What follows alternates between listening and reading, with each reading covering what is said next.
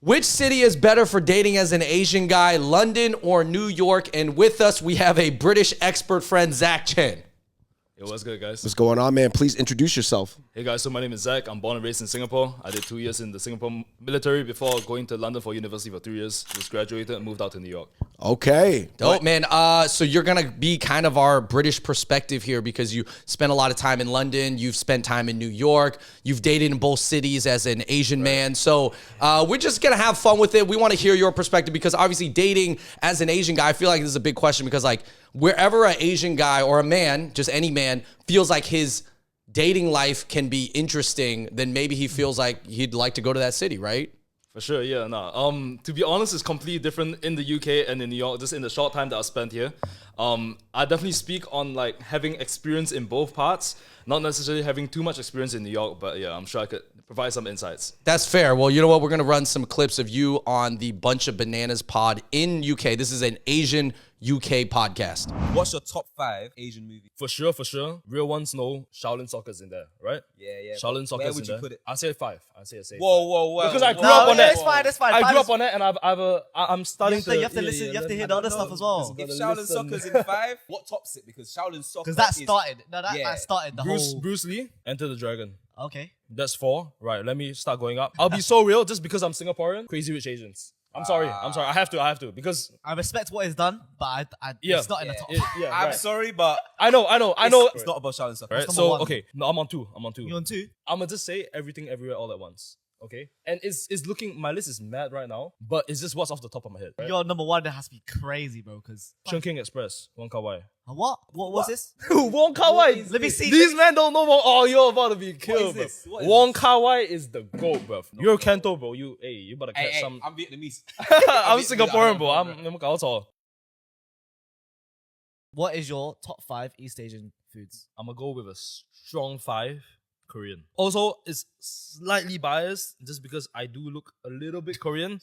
So sometimes the homies do hook it up. Yeah. Okay. All right. Right? If I keep my mouth shut and smile and nod, I get served pretty good. Oh, yeah, right? yeah. Korean food is insanely economical. If you go there and order rice, you get like 10 side dishes. Oh, yeah. And you're straight. I'm gonna say number 4 though, and I'm gonna say Taiwanese. The flavors, if done right, is done right. Yeah, it's but done it's right. definitely not like higher than number 3, which is I'm Singaporean. I'm gonna go with Singaporean food. Rasa sayang, you know the deal. Yeah. And shout out Mei Mei. 2nd, I'm sorry, but like Vietnamese. What? Right? It That's doesn't fine. take the crown. No, It doesn't take the crown. That's fine. Because number 1, Japanese food, bro. Yeah. Trust okay, me, fine, because fine. if you gave me like one Japanese dish for the rest of my life, I could eat it for the rest of my life. I'm chilling. Really? Yeah, I'm chilling. No, I'm more than okay. But Really? It's so rich though, no? I'm gonna dilute it. I'm gonna put water. It's all good. Like I'm gonna eat it. I'm gonna eat it like plate. Nah, I could eat Vietnamese food for the rest of my life and be a-okay. Like, I'll be an 80-year-old healthy ass guy. Yeah. But I couldn't eat one Vietnamese dish for the rest of my life, in my opinion. Okay, fine. Whoa. That's You just got me. phone, Bumbo way. Don't with me there.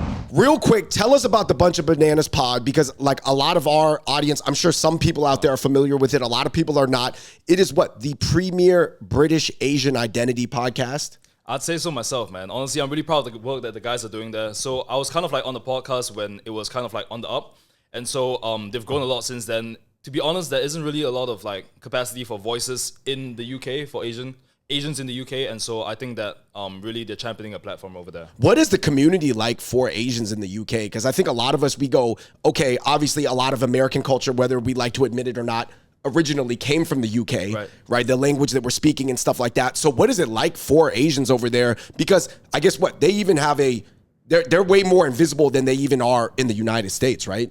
Yeah, so I can speak a little bit on that. I think like in the UK, it's a bit less progressive than in America in the sense that like, because there's just less of us out there where we kind of like get integrated into the UK culture a lot more than just kind of like standing within our own culture and kind of like having this be what we're about. You know what I mean? So maybe you're saying like the Asian pride or what we would call like the Asian pride or the Asian pride movement or this Asian American representation conversation is not as strong as it is out there, but the Asians seem to maybe try to assimilate a little bit more into British culture. Yeah, that's precisely that. So you put it perfectly, actually, to be honest. Couldn't have said it better myself, because I think of the fact that there's like a lot less of us out there and we're a bit less like kind of like predominantly in UK culture, we try and like I say we, but like when I was in London, I saw that a lot of the Asians try and like kind of like fit into UK culture versus, as you said, like. But when you say fit in, are they trying to fit into Prince Harry and Prince Edward? Or are they trying to fit into Central C UK? Like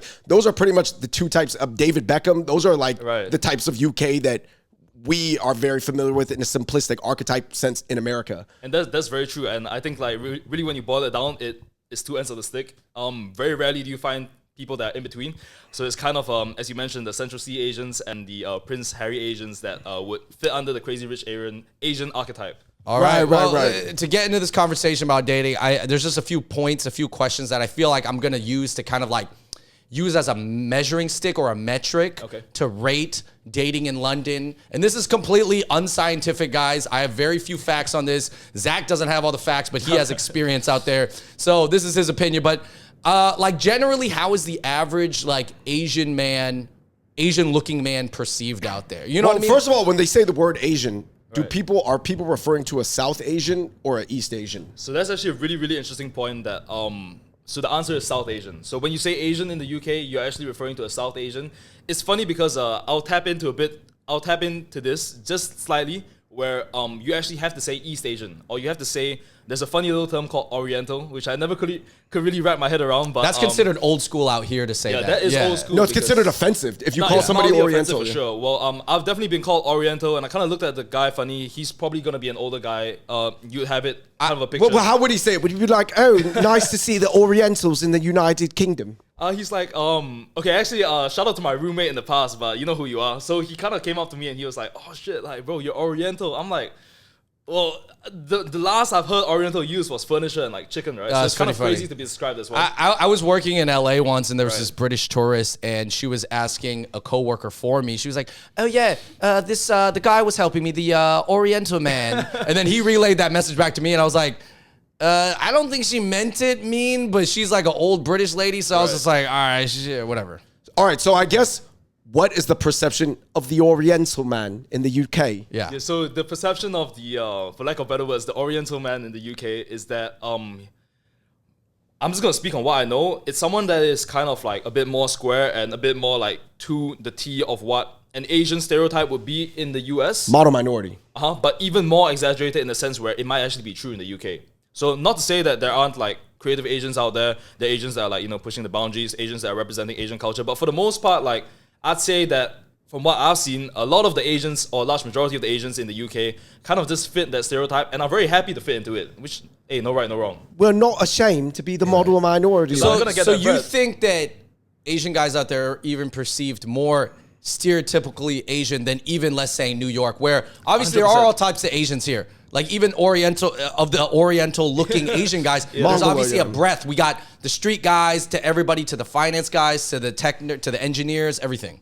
Well, I mean, I'd say just look at you guys, right? So you guys are doing really well for you guys out here in New York, and obviously I'm sure that the finance guys are doing what they need to do in Wall Street. But I think in the UK, if you're a creative, you're kind of like pushing boundaries still, if that makes sense to you. Whereas if you're a creative, on the opposite side of the spectrum, if you're an Asian that kind of like went to Cambridge, went to Oxford, did STEM, maybe did finance, did a bit of like coding on the side, you'll do fine out of grad school. So the whole thing with that, I think, is just more about the opportunity that's presented in the UK, where Can you talk about how is there the impact of the whole kind of K wave or like the Korean looking wave of like, you know, BTS is popping globally, K dramas are still popping globally. How does that is that hit in UK too? Yeah, so it's a really funny concept that I've actually spoken to my friends about, and I was just speaking to them colloquially about this, and it's kind of the same concept where an unpopular kid suddenly becomes like the shit in high school, and then he's like, well, I've pretty much remained the same, but all of a sudden, because like the friend group shifted, then all of a sudden they kind of like get different treatment. And in some parts it's true in the UK, where because of the way that, as you said, the K-wave, the Korean culture, K-drama, all of that, a lot of us have like kind of like ridden that wave in a collateral basis, where we're not Korean, but hey, like it's close enough. It's close enough. Especially for people in the UK. They're not going to... 100%. The rise of the Oriental man. You are Korean passing, correct? Instead of K-dramas, there are O-dramas. The Oriental dramas. O-pop. Yeah, so there is Korean passing in the UK for sure. All right, so, okay, that makes about sense. All right. I guess is the next generation of Victoria Beckham's, like, or Spice Girls or whatever. I'm just trying to think of, like, the old Kylie Minogue or whatever. Like, are they more, I guess... they're more open to talking to an Asian guy and being like, I could date this man. You know what? It's all to each his own. But I'll say this, that more so than before. More so than before. But and you and I, we all know this, and especially the people that are watching this, you guys know this, where if you're Asian, there will be a specific demographic of girls that like East Asian men for a particular reason, and you know exactly why. So yeah. All right. Last question on this. Do you think Asian American men are seen as a more exotic product out there, even in the UK? You know, when we come in with the American accent, or maybe if one of them got a New York accent, a very distinct Cali accent, you know, bro, super bro. So do you think those guys are even put above Asian UK guys? I'd say or not sure. Because of the fact that like Asian Americans, in my opinion, are up in terms of like the media. So if you look at Everything Everywhere All at Once, you look at series like Beef, Asian American representation in media is definitely steadily on the rise, versus in the UK, I feel like they're playing catch up. Right. So I think only because of that basis, there isn't really a huge, in my opinion, there isn't a huge difference between British Asian culture and Asian American culture. It's still Asian people that exist in the Western environment. You know, it's like trying to adapt it, find their way, 100%. Mix and match their identity. Same words, different fonts, but there definitely is a difference in representation and culture. Right. So is it because you guys don't have like a SoCal Asian? You know, like SoCal Asians, you got everybody now, the Twitch streamer, the whole YouTube boom, the Jabberwockies, the ABG, ABB, Kevin Wynn, Jennifer Tran thing. You guys don't necessarily have those archetypes in the UK, 100%. Right? I think you hit it to the point where we just do not have people that are like really established that much into the culture where we can look to them and be like, hey, like if they do that, we can do that. So I guess my generation, and when I was in London, a lot of the people that I was like kind of like on the come up with, they are the trailblazers. So they'll eventually be the Kinjers, the Jabberwockies that people eventually in maybe like 10, 20 years time will look back to now. Do you feel like... I'm not going to lie. I think the SoCal Asian archetype is a very influential Westernized Asian 100%. Archetype globally. Do you think that the South Asians in the UK almost have that SoCal vibe? You know, it's really interesting because the South Asians make up the majority of the Asians in the UK. And to my point, when you say Asian, over there you're referring to like an Indian guy or Indian girl, right? So hence the the discrepancy in Oriental. But the whole thing with that is that the South Asians are very proud of their culture, which is a credit to them. Like it's a beautiful culture. But the thing is, I'd also add into this where a lot of South Asians are influenced by East Asian culture. And it's only kind of like maybe a new phenomenon that almost like the South Asians are now tapping into East Asian culture and helping us East Asians with the not representation, but bringing the culture forward. It's a really I guess you have an example of that, because maybe people here would be like, I don't get it. You know what I mean? Like what you just said. So like, I'd say like even for my friends in university, like let's say, okay, this is tongue in cheek, but it's basically off the top of my head. Like if a South Asian girl watches Beef, for example, right? She might be familiar with like references that are made in the show that will only be apparent to like, let's say, Asian American people, right? Through watching the show, maybe she's like, hey, like, you know what? Like, let's try out East Asian food. This, that, or the other, right? In terms of that way, where we almost like reap, or I say we, but people in London almost reap that collateral from like Asian American culture that's influencing people in the UK that are, let's say, South Asian or like of different ethnicities. And then they are starting to get put on by what you guys are doing in the States for, I would assume, Americans. So the strong Asian American pride that we have permeates through media and 100%. Will actually, in a way, help unify the Asians in the UK in an odd way. Yes, and it's a really interesting concept because just off the top of my head, it almost seems like the concept where you guys have a culture that's embedded in Asians in America, hence the Asian American culture, and that's brought to the UK, and that's influencing people in the UK, and obviously those people that are influenced in the UK are obviously going to be majority of the Asians, and then they're kind of like using platforms like these, like podcasts, YouTube, whatever it is, to influence the entire UK audience, who are then in turn maybe even influencing back to America. So it's kind of like a full circle concept. If you it is. And you know, the funny thing is, I would have said that doesn't make any sense, but until recently with TikTok and everything just being way more globalized than even 10 years ago, 15 years ago, I totally could see that. And it's going to be very interesting to see that take place moving forward. Like you said, like if there's a big Asian British or mixed Asian British rapper that's kind of like Central C. I mean, Central C's a quarter Asian, but I'm talking about like more visibly like half, 60, 75% Asian. It's almost like I believe in a British UK guy rapper that's Asian before I see an Asian American doing American rap. 100%, 100%. Yeah. All right, we got to move on to this other question is the Asian scene, the Asian social scene. Right. Are there significant Asian bars or nightclubs that are probably owned by Asians or cater heavily to Asians where it's like very Asian friendly, where maybe the crowd is at least 50, 60% Asian, doesn't have to be 100%, but like primarily Asian, where Asians can come and kind of hang out with each other? Like, because we have that in New York, we have that in LA, we have it in Boston has Houston, some, the Bay, Seattle has a little bit, Philly. Bay Area, Philly has it.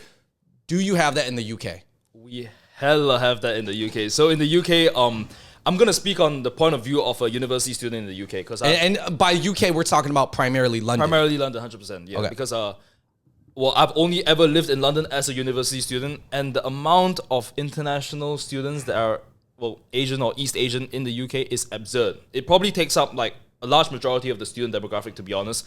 And these guys come with that spendable, disposable allowance from the Fobs parents. and Ferraris. 100%. And where are they And gonna the ball out? Maseratis. They're gonna ball on the clubs. Balenciaga. They're gonna ball on the clubs, and they're not just gonna go to any They're not gonna go to Tate. So they're gonna go to these as you mentioned, like Asian clubs where they play Asian music. They're not at the Irish pub. Nah, I don't think you. I don't think you. Wait, so these are clubs that are more primarily Predominantly. catering to the international students where they're playing Asian music. And when you 100%. say Asian music, I'm assuming a lot of these FOB students are of Chinese, coming from China.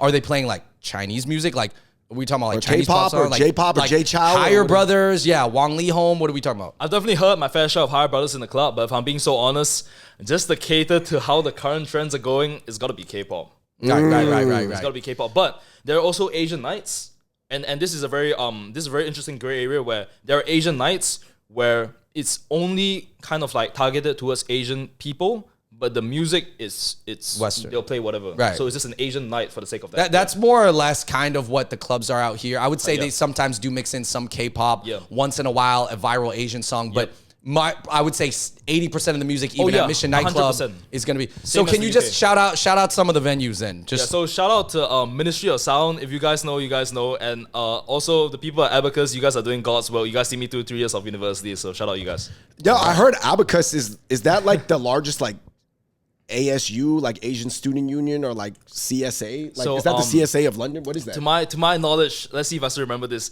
Abacus is the kind of like Asian society, East Asian society in every I can say this, every university in London that unifies like East Asian people in this like country, basically. Because what Abacus is that if you're like me, an international person from Singapore, and you're coming to London with not knowing many people, you're kind of like trying to find your place, bro. Like Abacus is your quick fix. it's your starting point. It's your starting point for sure. It's like a And rite of obviously, passage. yeah. I actually think it's dope that they called it Abacus. That's a cool name. Dude, that's cool. I'm sure it stands for something like Asian, British, but we're not concerned with that. It's just Hey, called but Abacus. good. Also based off the abacus, that also makes sense because Yeah. a lot of Well, it's probably both. It's probably they found the Abacus and they're like, this would make a great acronym, the synonym. Well, they figured it out. Good. That's good. Shout out. So, them, you know what?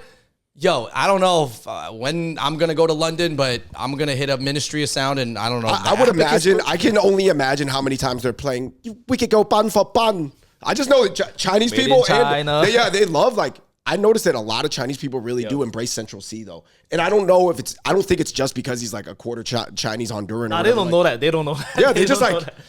Central C just feels like, just what they like. I'm just gonna speak like just on this, like just my 2 cents on that. Central C makes very easy English songs to rap to, in the sense that they're almost like kind of like if you're learning English, Central C could teach you English type shit. So like, You know how Eminem used to be, like, Eminem used to be, but he would rap really fast. yeah, and they're not catching none of that. So Yeah. Central C is He, kind of like he raps accessible. quite slow. It's pretty easy to understand. Okay, cool. All right, we got to move. Still on the dating topic, just because I Right. think it's curious. I want to kind of tackle this. What about non-Asian women dating Asian guys? Like, what are some common couples? What do we see? How common is it? Do you see like a nice, well-fit Asian gentleman, Oriental gentleman with a nice British lady or whatever? Like, how common is that? Well, you would, because shout out to my friends. If you guys are watching this, you guys really know who you are. I think like it's more so of a thing where maybe from an international perspective, even like coming to a new country, you obviously just wanna see what's up in the new country. But then another thing to do with that is that once you're so kind of like used to like London culture, this and that, it doesn't really honestly to me feel like a big deal because I've dated outside my culture as well, where I would see people in like very, like great relationships where it's like cross-cultural, and it's mainly like they learn from each other. So it's a really interesting thing where I've seen a lot of East Asian like brothers like us with like African girls. Like, so you're saying not necessarily white British girls, but just a non-Asian. Yeah, a non-Asian girl, be it South Asian, be it but Moroccan. But I feel like, all right, let's be clear here. I mean, you're on the taller side. You were a boxer in college. Right.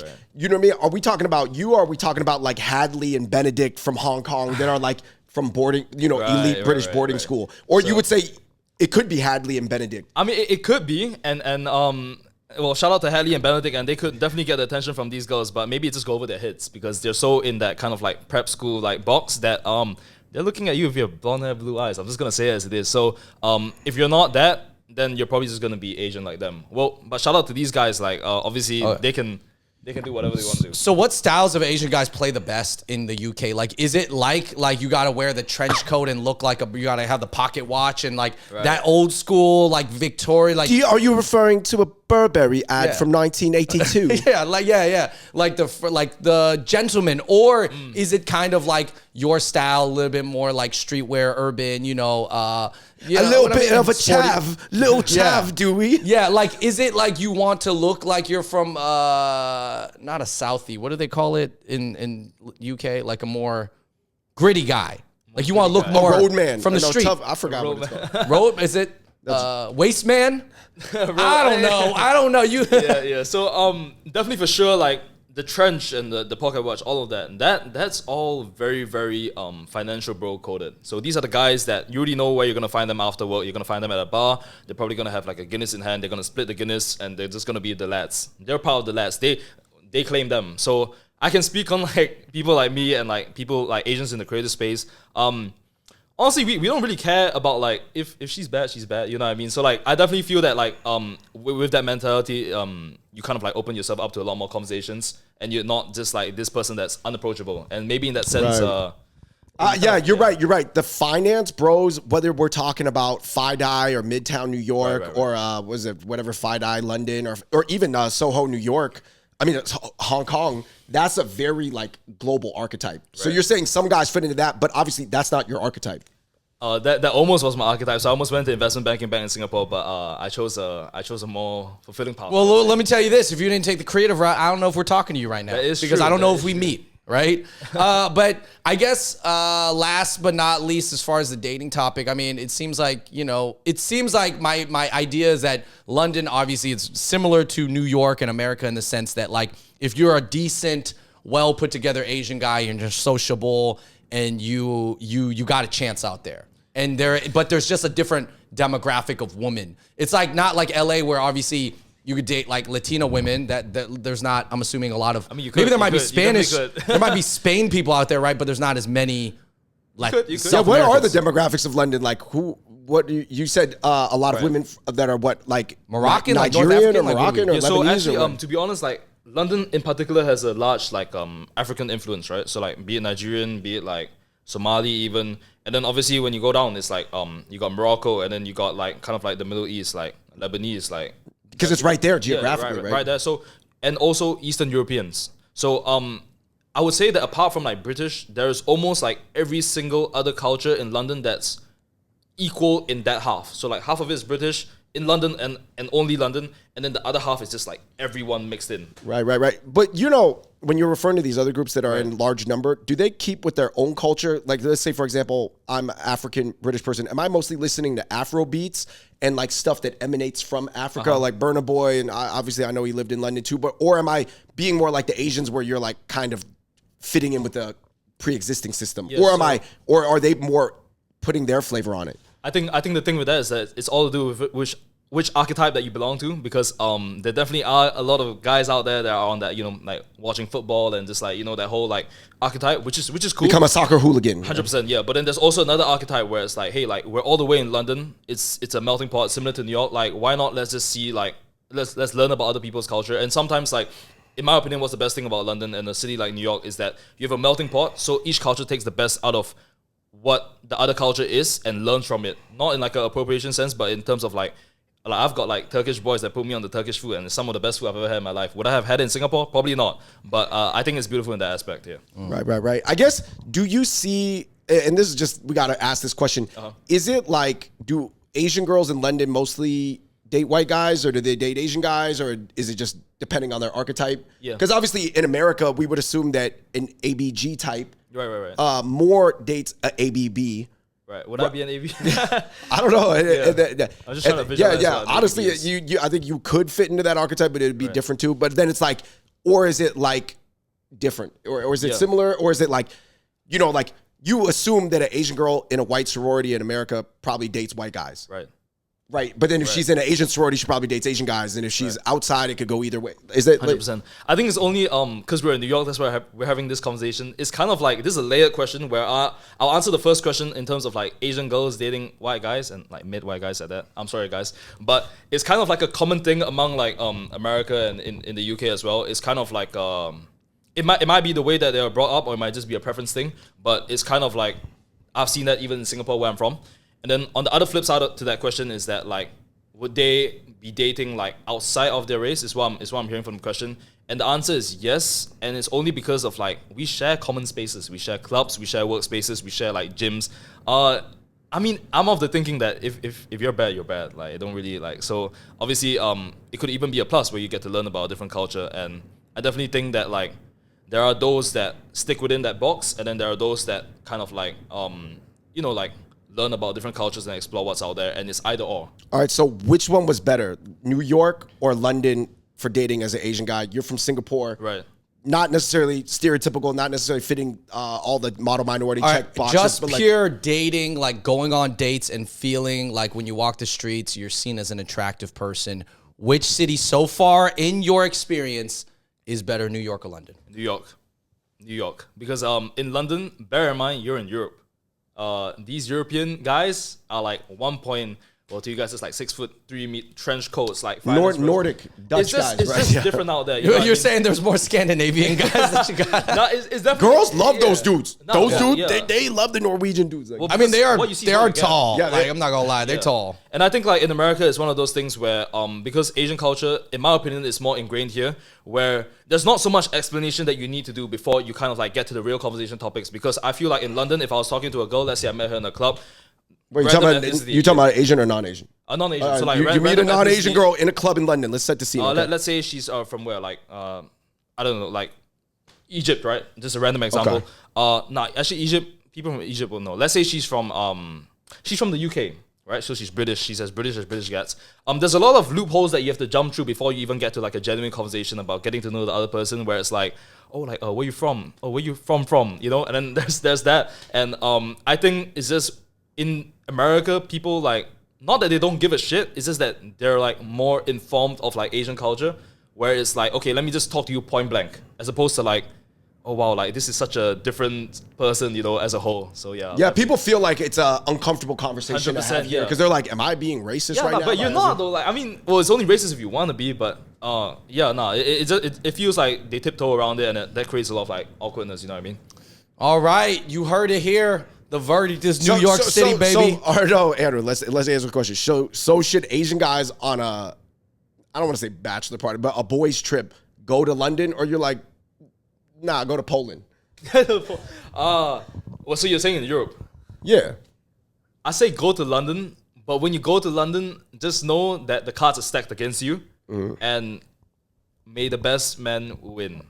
Okay. That's a weird way to say it, but it's kind of like you know the playing field, and it's not going to be a walk in the park. So you definitely need London. So I feel like you got to sharpen your banter. Yeah, skills. I feel like you better get your speech up, guys, because I think it's about talking. I feel like it is. It actually is. Well, there was that, like, not to bring the conversation to this like crazy level, but there was this famous case of this like British London dude, like, who was a food reviewer, who was like from Hong Kong, and he like jumped off a building, right? Because he was like, I can't take it here. Like, they don't like me. Like, no matter how hard I try. Dude like offed himself. Like, yeah. Because of how, that's crazy. Well, that was just a case that I knew from London. Well, I mean, I don't know. It might happen in America too, I think, but maybe no famous cases. But anyways, check out ZACC, CHEN's information down below. You got a boxing clothing line you're working on. 100%. You're doing some cool things. You're going to be traveling globally. You're just an overall creative. Yeah. One last question I gotta ask you because you have this like unique personality. You're a boxer in college. Do you think that was because you came from Singapore? You have the mandatory military service. You rose up in the army, so you have these like very like challenging or masculine experiences that sort of like rooted your like upbringing. Yeah, so it's a really interesting question that I thought quite a lot about going into the UK. And to be honest, I was about to join the, believe it or not, like the American football team. So I was about to join them as a safety because I got kind of like... They have American football in so London? I knew it was going to be a crazy concept to you guys, but there's actually a pretty big American football league out in the university circuit. With the London. pads and everything. With the pads and everything. Like you've got referees, you've got like the goalposts, like all the positions are filled out. It's not flag football by any means. So I was going to do that, and then my mom was like, nah, you're going to get a concussion. So I was like, okay, I'm going to just do boxing instead. But also, I've been boxing for 8 years. I love how I just let that. Hold on. Your mom was like, no, Zach. No football. You know, it hurt your head. Just do boxing. Just get punched in the face. So I was like, you know what? Yeah, I'm not going to do American football. And then she's like, okay, good. And then I kind of didn't tell her what I was going to do next. And maybe it's the lesser of two evils. I don't know. But boxing's not going to be any much better in terms of like head injuries. But yeah, so I decided to do that because I actually picked up boxing after watching Creed and fell in love with the sport, to be honest. And that's kind of like how... shit. Hey, yeah. You picked up boxing after the movie Creed, man. That media is important, guys. Yeah, no, for real. Hey, Rich Brian learned to rap from Macklemore. Yeah, that's crazy. Yo, man, all right. Great talk. And David, you're going to be doing some traveling soon as well. Yeah. I'm going to be in Bangkok all of November and December, actually. Damn, yeah. So, yeah, man, if you have any tips or whatever like that, or Yeah, just you gotta come find me in Singapore in December, man. I'm gonna be there. Yeah. I know there's some stuff I got to watch out for, too, so I'm not be okay.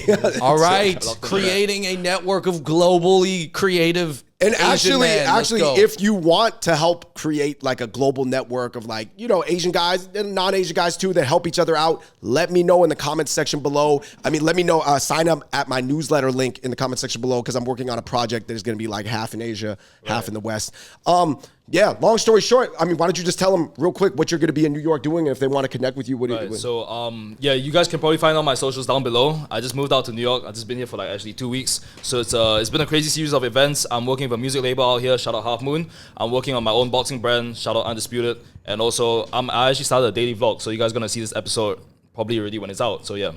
All right. Hell yeah. All right, everybody. Until next time. Let us know your opinion. Which city you think is better for dating, particularly as an Asian guy, but just dating in general, London or New York City. Let us know in the comments down below. And until next time, we out. Peace.